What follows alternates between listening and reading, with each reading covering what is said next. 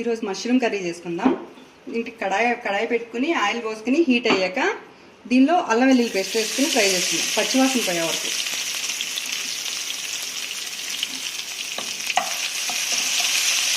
ఇది మసాలా నూరిన రోట్లో వేసి దంచాను, అందుకని ఆ కలర్ అట్లా ఉంది. మసాలా అంటుకుని ఇది పచ్చివాసన పోయే వరకు ఫ్రై చేద్దాం. ఇది ఫ్రై అవుతుంది కదా, దీంట్లో ఆనియన్స్, పచ్చిమిర్చి, కరివేపాకు 3 ఉన్నాయి. ఈ 3 కలిపేసి ఫ్రై చేసుకుందాం.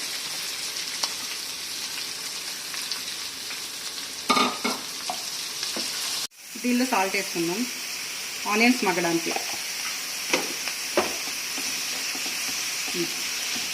ఇది ఫ్రై అవుతున్నాయి కదా, దీంట్లో టమాటా వేసేసుకుందాం. టమాటా కూడా వేసుకుని మగ్గే వరకు ఫ్రై చేసుకుందాం. మూత పెట్టేసుకుందాం, కాసేపు మగ్గుతాయి. ఈలోపు ధనియాలు, జీలకర్ర, దాల్చిన చెక్క, లవంగాలు ఇవి డ్రై రోస్ట్ చేసుకుని దంచుకుని పెట్టుకుని ఉంచుకుందాం పక్కన.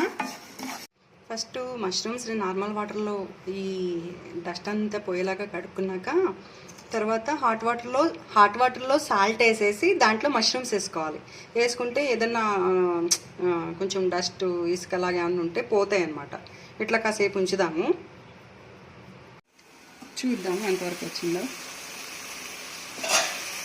చూడండి ఫ్రై అవుతుంది కదా, దీంట్లో అన్నీ వేసేసుకున్నాం. ఉప్పు, సాల్ట్ ఆల్రెడీ ముందు మనం ఆనియన్ మగ్గేటప్పుడు సాల్ట్ వేసాం, చూసుకుని వేసుకోండి. పసుపు, కారం. ఇంత కారం వేస్తున్నాను ఏంటి అని అనుకోవద్దు, మా కారం చాలా రెడ్ కలర్లో ఉంటుంది. ఘాటు అంత ఘాటు ఉండదు, ఘాటు తక్కువ ఉంటుంది. కలర్ మాత్రం చాలా ఎక్కువ ఉంటుంది మా కారం. దీంట్లోనే ఇందాక మనం నూనె పెట్టుకున్నాం కదా, ధనియాలు, జీలకర్ర, లవంగాలు, దాల్చిన చెక్క, ఈ పౌడర్ కూడా వేసుకుందాము. ఇది కూడా ఒక నిమిషం ఫ్రై చేయనిద్దాం. దీనిలో కొంచెం పెరుగు కూడా వేసుకుందాం. పెరుగు వేసుకుంటే గ్రేవీగా ఉంటుంది, అట్లానే కూర కూడా కమ్మగా ఉంటుంది. ఈ మష్రూమ్స్ని హాట్ వాటర్లో సాల్ట్ వేసుకుని వేసుకున్నాం కదా, అవి మగ్గేలోపు ఇవి కట్ చేసేసుకుని పక్కన పెట్టుకుందాం రెడీగా. త్వరగానే కట్ అయిపోతాయి, ఏం ఉండదు. దీంట్లో పెరిగేసి అంతా కలిసింది కదా, కలుపుకున్నాం కదా. ఇందాక మనం హాట్ వాటర్లో సాల్ట్ వేసుకుని కట్ చేసుకున్నాం కదా, ఇవి ఇందులో వేసేసుకుందాం.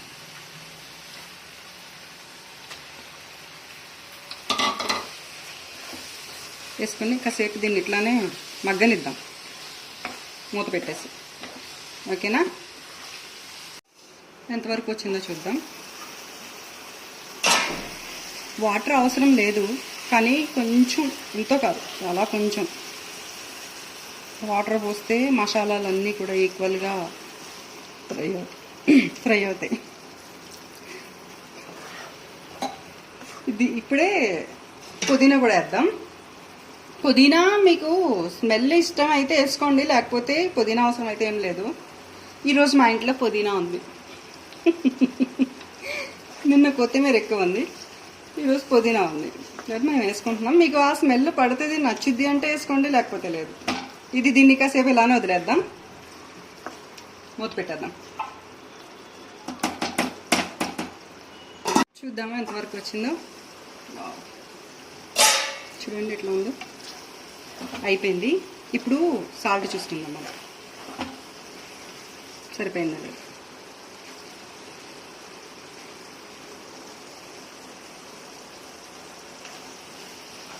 నాకైతే ఇంకొంచెం పడుతుంది.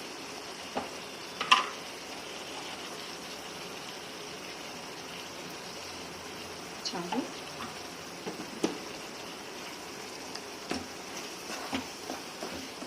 ఇంతే, చాలా ఈజీ ఈ కర్రీ, వెంటనే అయిపోయింది. ఎవరైనా చేసుకోవచ్చు, బ్యాచిలర్స్ కానీ. బ్యాచిలర్స్కి ఇంకా ఈజీగా ఉండేది ఇది. లాస్ట్లో దింపే ముందు కొంచెం బటర్ వేసుకుందాం. ఇట్లాంటి కర్రీస్కి బటర్ తగిలితే ఇంకా టేస్ట్ చాలా బాగుంటుంది. బటర్ వేసుకుందాం. వేసుకోకపోయినా ఏం కాదు, ఉంటే వేసుకోండి, బాగుంటుంది టేస్ట్ మాత్రం.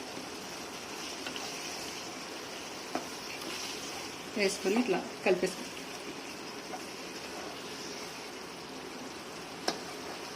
అంతే, కర్రీ అయిపోయింది.